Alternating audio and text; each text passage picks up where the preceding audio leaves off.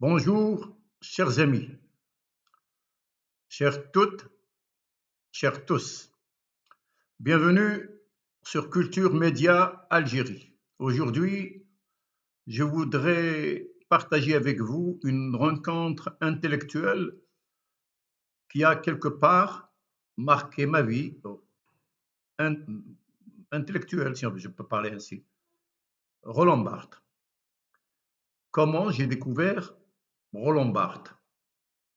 J'ai découvert Roland Barthes à l'université et ce fut une véritable révélation.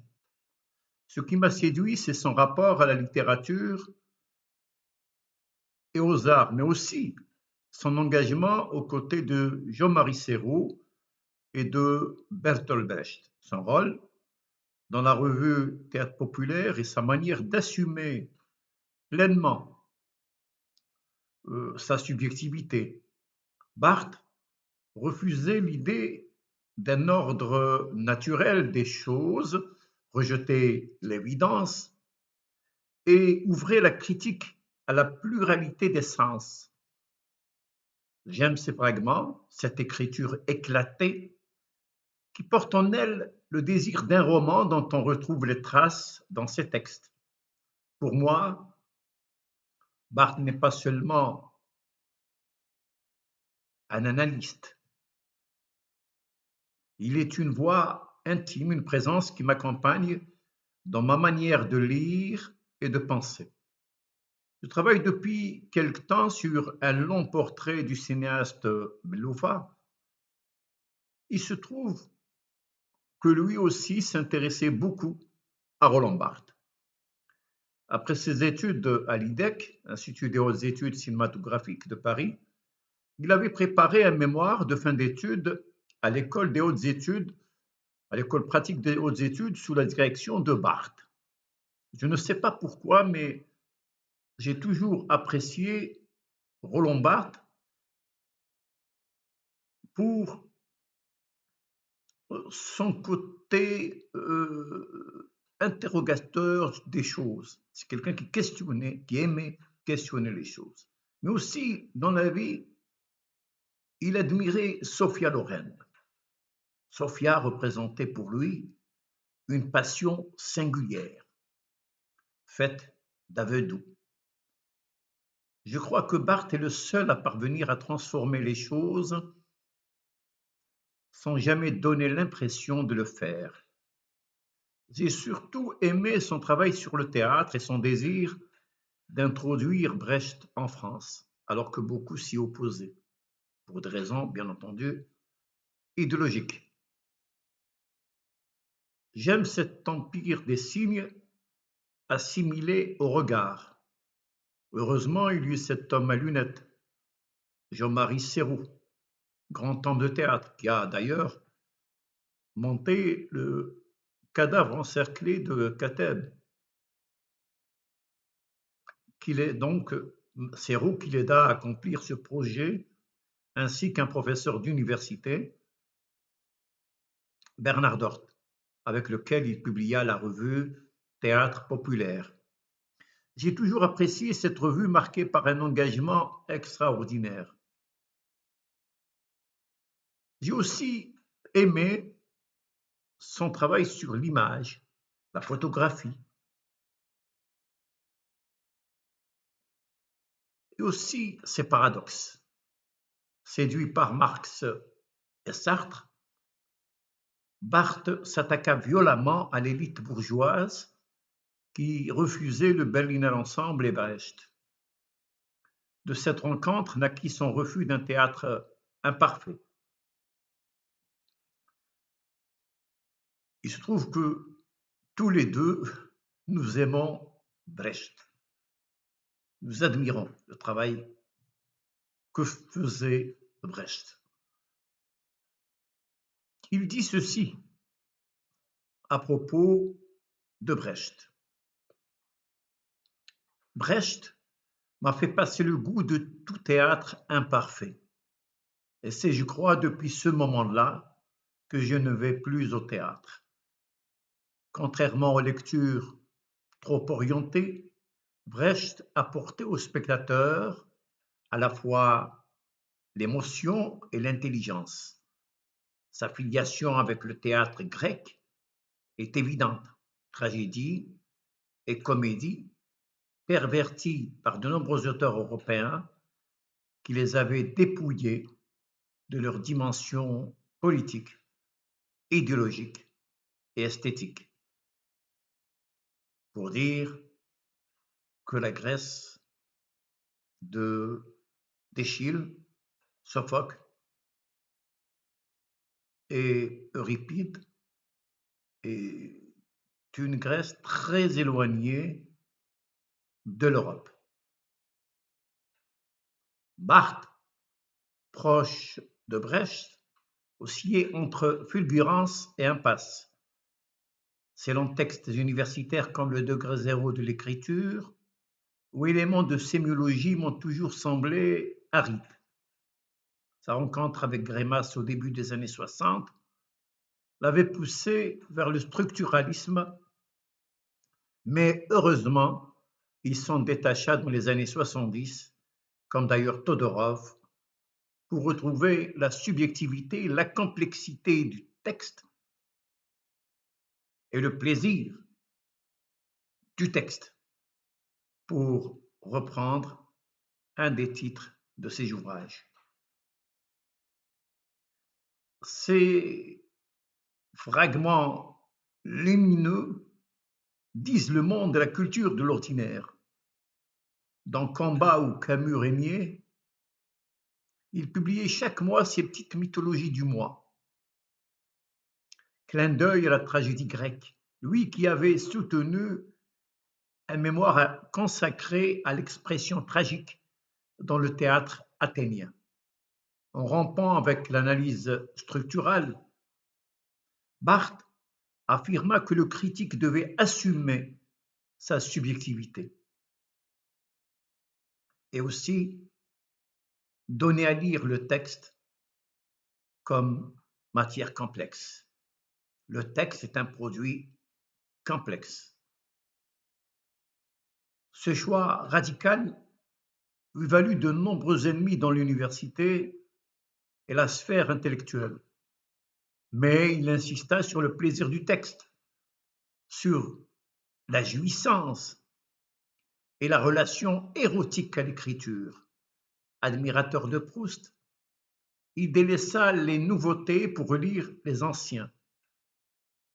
Ce séminaire de sémiologie très suivi montrait l'importance de la subjectivité tout en rappelant la dimension sociale et historique de la littérature.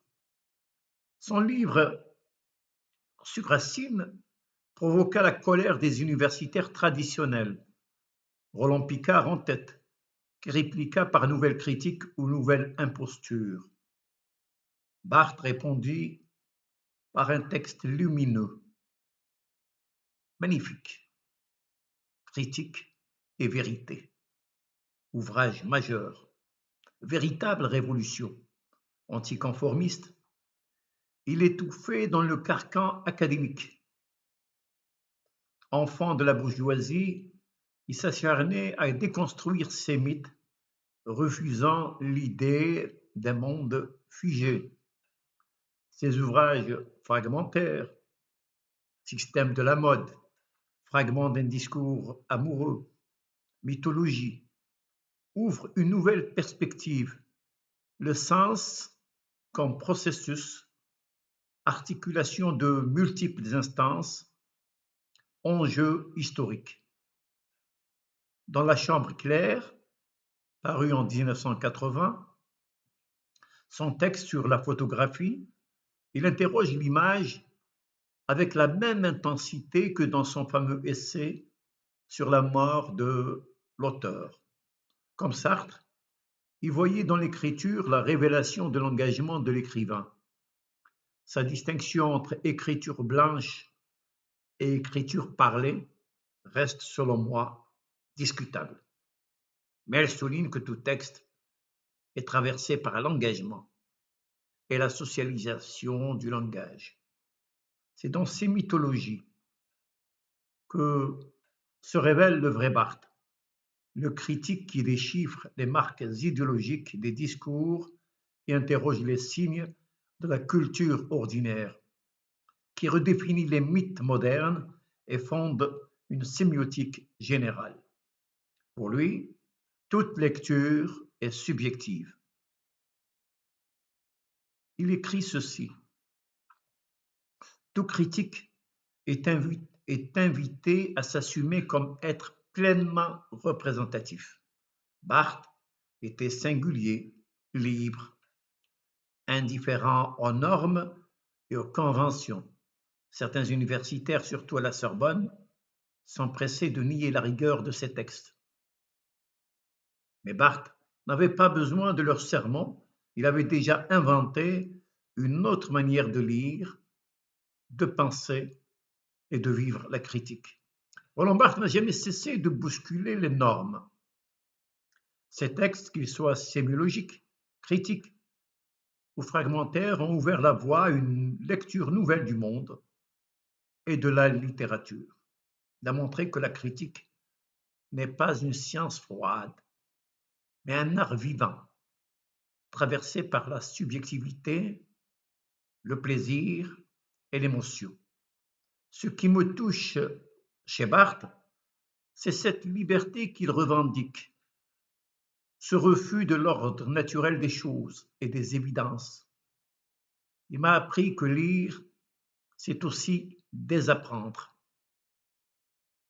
se défaire des certitudes et accepter que le sens soit toujours en mouvement.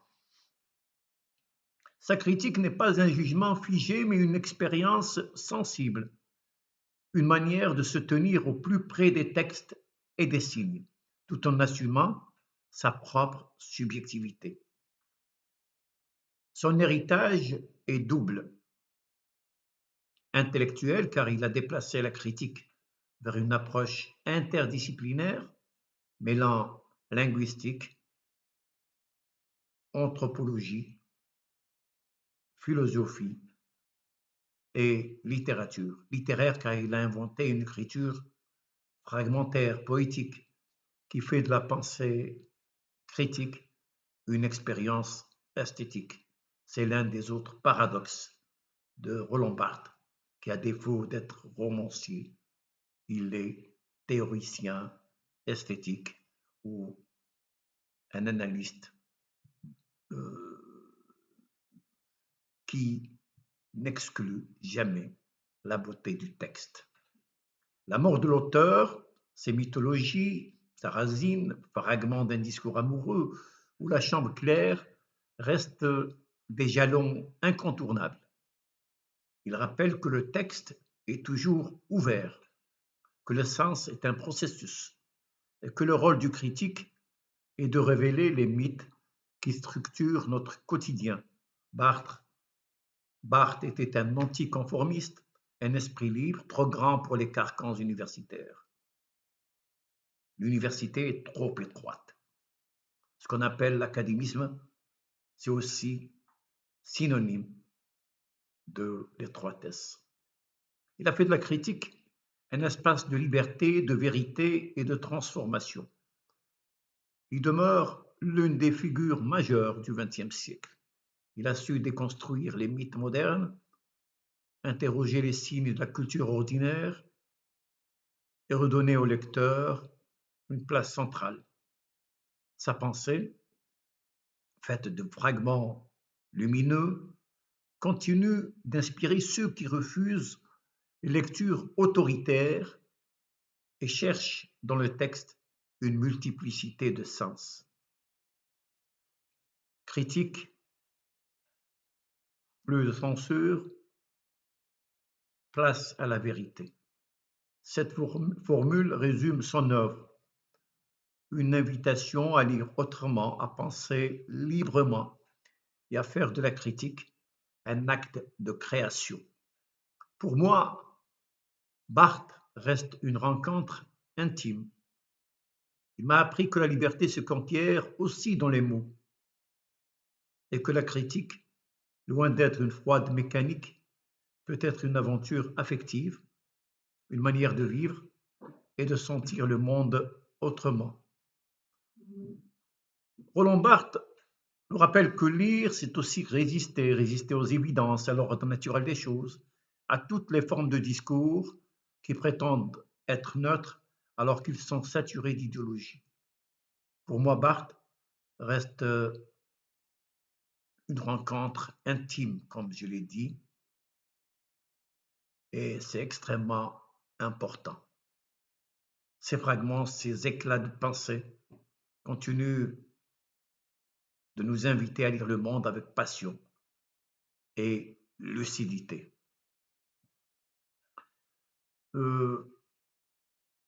Barthes n'était pas seulement un intellectuel, il était un être sensible, passionné, qui a fait de la critique un espace de liberté et d'émotion. Lire Barthes, c'est accepter de se perdre pour mieux se retrouver, c'est faire de la lecture une aventure affective et intellectuelle. Merci d'avoir partagé avec moi ce portrait de Roland Barthes, critique en éclats et héritage vivant. Si cette vidéo vous a touché, vous a intéressé, n'hésitez pas à partager et vous abonner à Culture Média Algérie pour d'autres rencontres avec les grandes figures de la pensée et de la création et surtout discutons, débattons ici. À très bientôt pour une nouvelle exploration, chers amis, et à bientôt.